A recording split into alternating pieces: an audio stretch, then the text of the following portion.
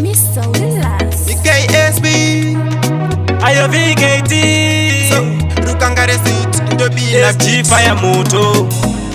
rimwe gore zangu ndiri pachituru tichifunga nyaya dzevanhu vakuru ndichiti yeni ndichanovigwa pachuru pamwe nate umwe nawa machuru zvinondirwadza muvana mangu kana ndikarangarira kuti ini ndichazorora vana vangu muchavanerera ini ndaenda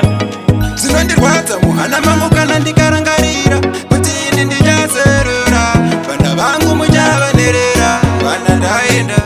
hatinamatire kuti izo ndisafa asi kuti tiwedzwe mazuva nyangwe bhaibheri wanira kareva kudza baba namai fire handidi kuti ini kana ndagofaya vana vangu vagosara vachichema misodzi pamatama ndaenda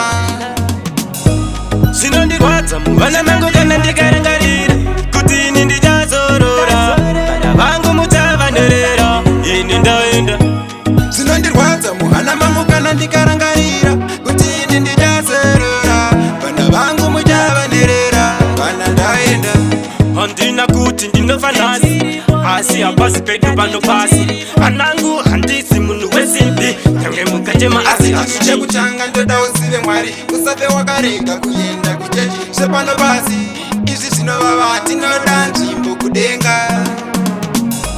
zvinondirwadza muvana mangu kana ndikarangarira kuti ini ndichazorora vana vangu muchavanerera ini ndaenda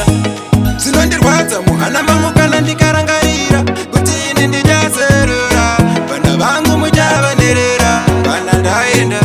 hatinamatire kuti izo ndisafa asi kuti tiwedzwe mazuva nyangwe bhaibheri wanira kareva kudza baba namai fire handidi kuti ini kana ndagofaya vana vangu vagosara vachichema misodzi pamatama ndaenda zvinondirwadza muvana mangu kana ndikarangarira kuti ini ndichazorora vana vangu muchavanerera ini ndaenda